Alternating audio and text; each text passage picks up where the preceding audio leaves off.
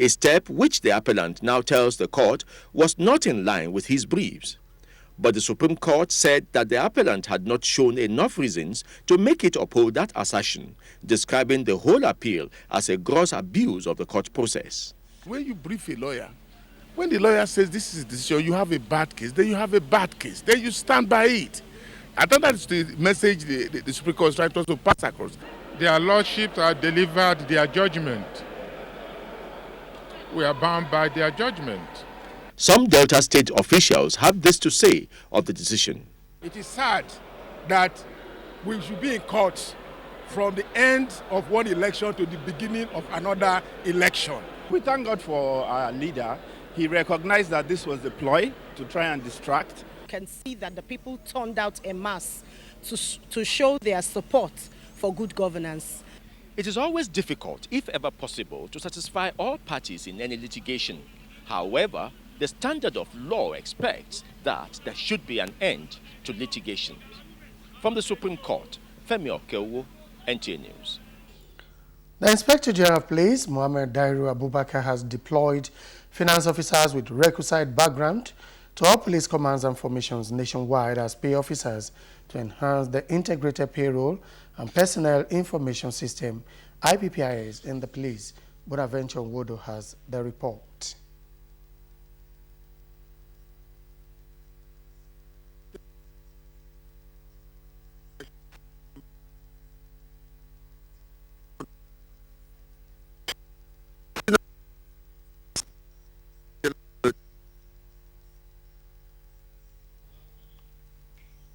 We sincerely apologize for the unsteady nature of that story. We hope to bring you in the course of the bulletin. As we now move to Lagos Network Studio, where a report reaching us indicates that Ambassador Olusegun's memorial service has been held, plus some other stories, and Becky is standing by as our guide. Hello, thank you for joining us in Lagos. Governments and corporate organizations, as well as public-spirited individuals, have again been urged to imbibe humanitarian culture. The call was made at the first late Ambassador Olusegun Olushola Humanitarian Memorial Public Lecture in Lagos. Correspondent Thomas Ugbetere has details.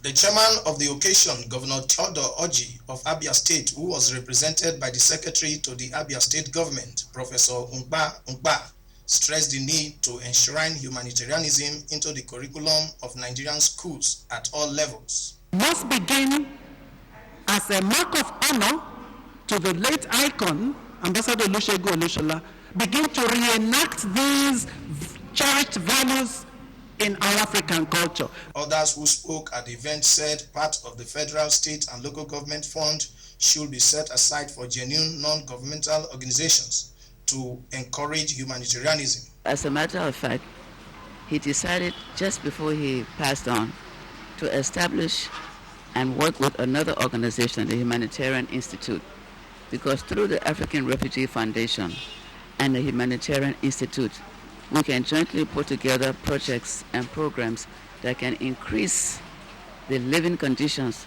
and expand it of our people in Africa. Late Ambassador Segun Olusola was the founder of the African Refugee Foundation, the former general manager of NTA Lagos, as well as the former ambassador of Nigeria to Ethiopia. The theme of the lecture was promoting humanitarianism as a value system in Nigeria, the role of government and the private sector. In Lagos, Thomas Ugbetere, NTA News. 3 suspects accused of importing fake drugs into the country have been arrested by the National Agency for Food and Drug Administration and Control, NAFDAC, in Lagos. Director General of NAFDAC, Dr. Paul Ohi, while parading the suspects, put the value of the imported fake drugs at over 39 million naira. The report.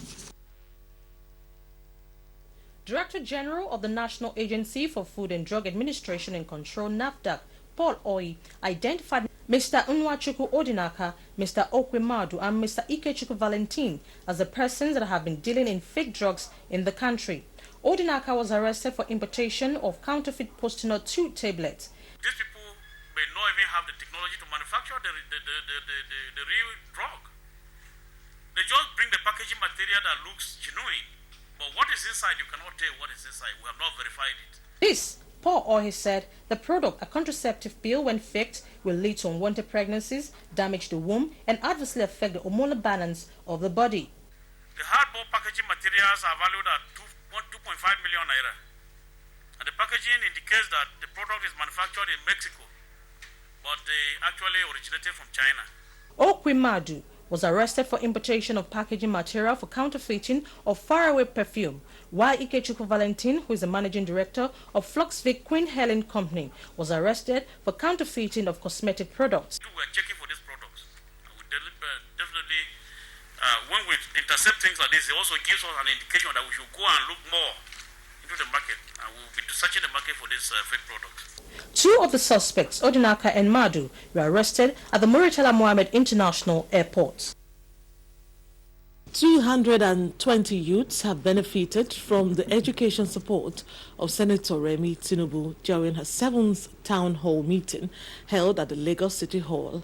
Funke Oga has details. In making the sacrifice for development in her senatorial constituency, Senator Oluremi Tinubu distributed 220 ordinary level GC forms to youths. According to her, every act of sacrifice nourishes and increases commitment towards achieving a better society. I can only afford 220 for now, and that's what I've shared. And I shared it through ward leaders because I know they will get to the grassroots. It was also an opportunity for her to inform her constituents of her stewardship at the Senate. These, she revealed, include the bill for the amendment of the Labour Act, which she said has been finally laid before the Senate. Senator Tinubu also secured placement for 3 graduates at the Nigerian Social Insurance Trust Fund. The Lagos State Chairman of Action Congress. And that's a contribution from Lagos this hour. Femi's back to you for more. Thank you, Becky. For Nigeria to overcome unemployment, corruption, and tribalism, emphasis should be based on merit and not godfatherism. This came to the fore at the inaugural union debate of Bayes University held in Abuja. Correspondent Dino Justice reports that the former Minister of the Federal Capital Territory, Malam Nasir El-Rufai, and former Deputy Speaker Austin Okwara led the debate. The debate entitled Getting Jobs in Nigeria Depend on Who You Know and Not What You Know. Austin Okwara, who led 3 other students of the university, supported the motion, while Malam Nasir El-Rufai led 3 others in the opposition. You need jam. After jam, then we have the DCs. If you have quality, you're composed, you're eloquent, you will get the job. The reality should be get a job based on what you know, and that should be the reorientation that everybody should imbibe, all Nigerians should imbibe. If we want a country that works for everybody, we must go back to a system in which people get jobs because of what they know, not who they know.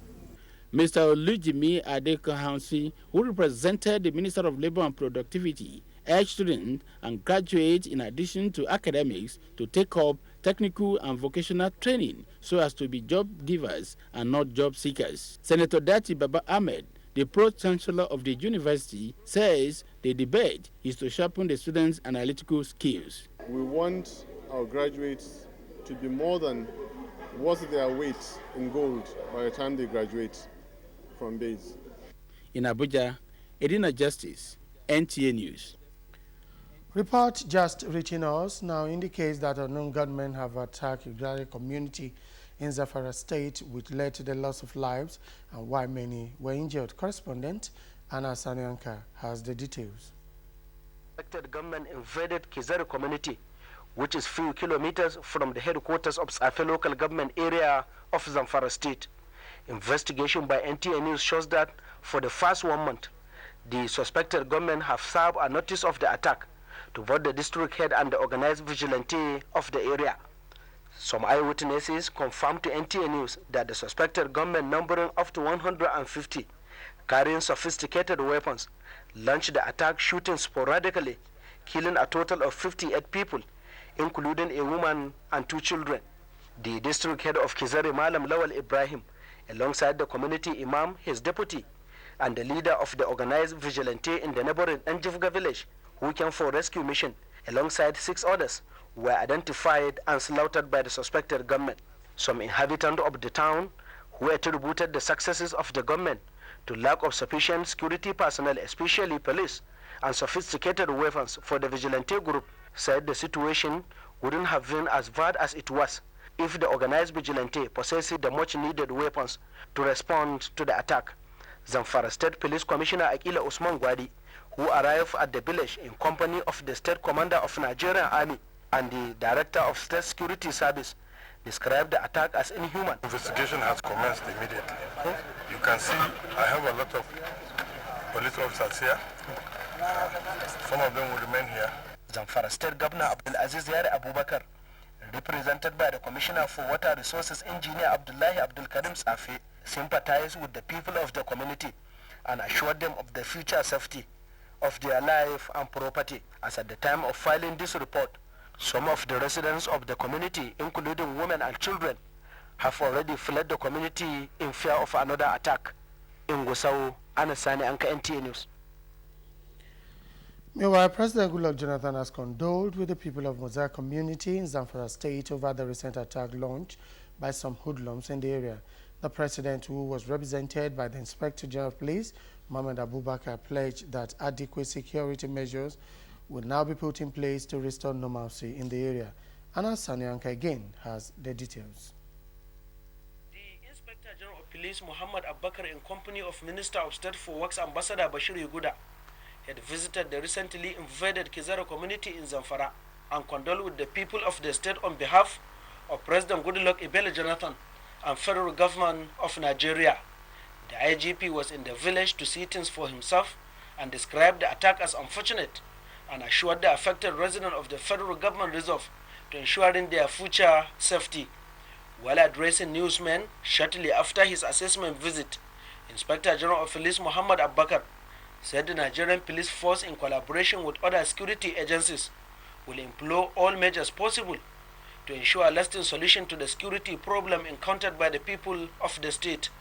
Concerning Ansado Birnin Gwari Katsina Forest, the police boss noted that the forest is becoming a source of concern to both the federal government and Zamfara State, and assured people of the area that security measures are being put in place to stop the deadly attacks being launched by the suspected hoodlums in the area. You don't discuss security business and security strategies and methodologies on the pages of newspaper on the television. Okay. But definitely I want to reassure you that Mr. President is concerned about it and we are concerned about that, so I have to be here personally.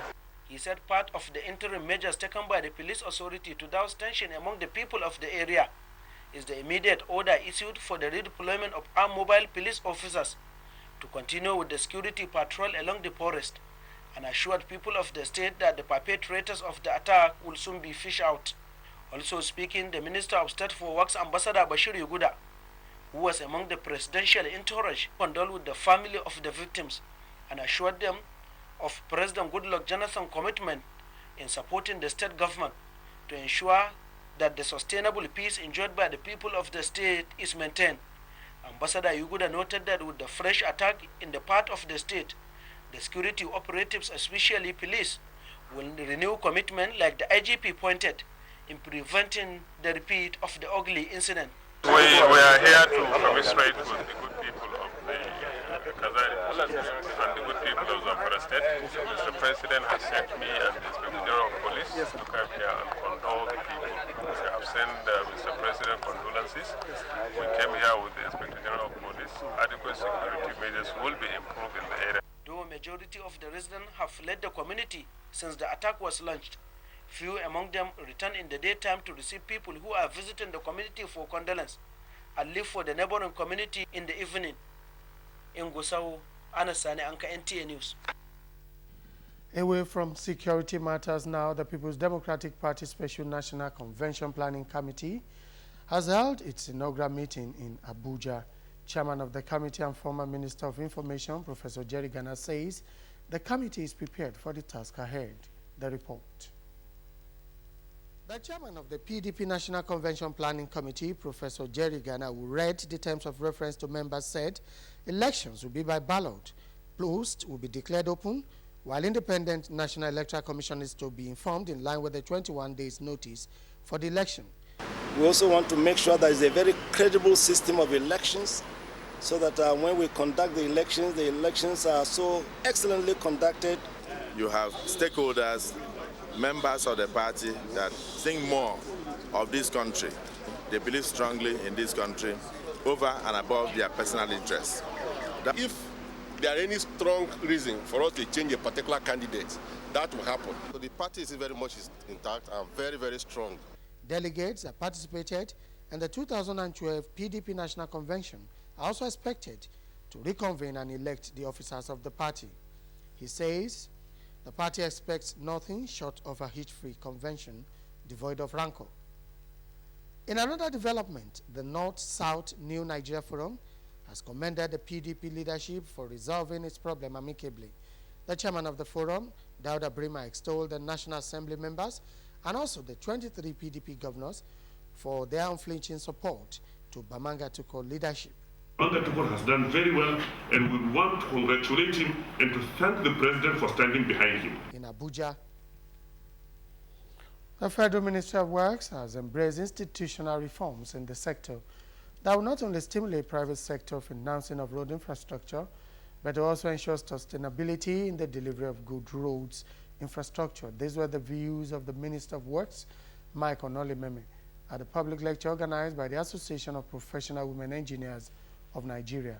Works correspondent Ismail Musa was at the event. Nigeria, with its 200,000 kilometers of road network, has about 65,000 kilometers of pavement in bitumen, a trend experts say is not commensurate to the increase in vehicular movement in the country. How can this sector be reformed for sustainable and almost faultless maintenance development? We all desire to travel on good roads. The Minister of Works, who is the guest speaker at the event with the theme Road Sector Reform for Sustainable Road Development, said Nigeria cannot overcome the long-term deficit in the sector without a sustainable reform. Is the Federal Roads Authority bill. The bill seeks to establish the Federal Roads Authority. This sets up a semi-autonomous road agency that will be responsible for the efficient construction, maintenance, and rehabilitation of federal roads. What we are working towards in our country is in line with best practice all over the world. Women Engineers of Nigeria is an educational, non-profit making organization determined to encourage women engineers and the girl-child education, among others. In Abuja, Ismail Musa, NTA News. The Minister of Agriculture opens annual research conference in North Central Zone. These and more as we join Miriam in Jos. Miriam, it's over to you. Good afternoon. You're welcome to Jos. The Minister of Agriculture and Rural Development, Mr. Adeshina Akinwumi, says the agricultural transformation agenda of the federal government is centered on increasing production and creating value addition towards industrialization and food security. Aze Yilmen reports that the minister said this in a message to the opening of an annual research review meeting for the North Central Zone holding at the National Veterinary Research Institute, VOM. The Northwest Regional Director, Agricultural Transformation Agenda, Dr. Leo Nyam, said the vision of the transformation agenda is to achieve a hunger-free country through an agricultural sector that will generate employment, drive income growth, and enhance food security. On the whole, the minister said the new agricultural policy will translate positively on the end users. We have lots of mouths to feed. Some of us even have fallen appetite. We are insisting that we should eat what we produce and produce what we eat. The Executive Director of the National Veterinary Research Institute, Dr. Mohammed Sani Ahmed, said an annual research review meeting of this nature is imperative for effective feedback to researchers on which technology components are successful and suitable at farm levels. Such institutes are supposed to generate technologies. Technologies are supposed to be dished out to the end users, who are the farmers. Representative of the Plateau State Governor, Dr. Sunday Akpa, took a rundown of the key features of the Agricultural Services Training Center program, modeled after an Israeli agricultural scheme targeted at producing agro-mechanical services, dairy technology, greenhouse operations, and advanced training services. Some critical stakeholders examined various agricultural practices and strategies that will enhance self-sufficiency in food production. Minister of State for Agriculture Bukar Tijani says agricultural activities in Nigeria should not only be for development plan, but as business ventures that will generate employment and revenue to both government and the private sector. He said this at the launching of seedlings for this year's farming season in Bauchi. Correspondent Abbas Mekano has the rest of the story. Alhaji Bukar Tijani explained that improved access to affordable agricultural inputs, liberalized fertilizer and seed sector, first ever farmer database, and 9.2 million metric tons of agricultural production were all recorded following the federal government agricultural transformation agenda. He said over 1 million farmers across the country were able to redeem their inputs through e-wallet input delivery system, with Bauchi State taking the highest figure of over 100,000 farmers. Bauchi State has registered over 590,000 farmers. And this is an ongoing process, which we feel and we know that it will continue to reach higher targets even than this one. The Bauchi State Governor, Malam Isa Yaguda, represented by his deputy, Alhaji Sagir Aminu Sali, said already government has placed order for NPK fertilizer production chemicals worth over R1 billion for Bauchi State Fertilizer Company. 5,000 metric tons of urea fertilizer was also purchased for the farmers. The State Commissioner of Agriculture, Alhaji Tassu Muhammad, said 73% success was recorded last year in growth enhancement scheme despite some challenges recorded at the takeoff, while over 500,000 farmers and 68 agro-dealers are participating in the scheme this year. In Bauchi, Abbas Mekano, NTA News. The first edition of the International Students Film Festival is underway in Jos, the Plateau State capital. Correspondent Priscilla Grumnan reports that the 4-day event is focusing on the establishment of a center of excellence in multimedia technology and cinematography in the country. The Film Festival is a tripartite partnership of the University of Lagos, the University of Jos, and the National Film Institute, Jos, and is a World Bank Step B assisted project. It is aimed at showcasing some of the state-of-the-art multimedia and filmmaking equipment provided by the project. It is also to enhance the knowledge of students with a view to upgrading their practical skills in film and other areas of multimedia studies. Managing Director, Nigerian Film Corporation, and Chairman, Governing Council, National Film Institute, Jos, Dr. Enjuma Dadu, represented by an Executive Director in the corporation, Mr. Tekina Bembo, explained the central essence of the event. And the theme of the festival is Moving Images, Talking Peace. This theme, you will agree with us, is very apt and reflects the present security challenges, not only in Plateau State, but across Nigeria. A renowned international film researcher, Sandeep Marwa from India, acknowledged that Nigeria has the second largest movie industry after India. He said the abundant potentials in Nigeria need to be harnessed properly. Friends, I have always believed in that films are the ambassador of culture of any country. They are the best source of national and international integration. The 4-day festival is expected to draw over 50 higher institutions within Nigeria, the West African sub-region, and East Africa, with over 2,000 students attending.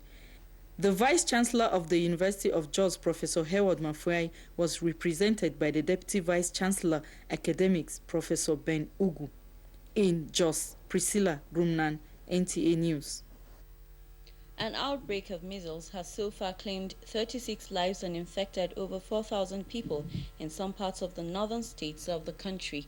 It is in order to avert such that the National Emergency Management Agency organized a one-day sensitization workshop for stakeholders on ways of mitigating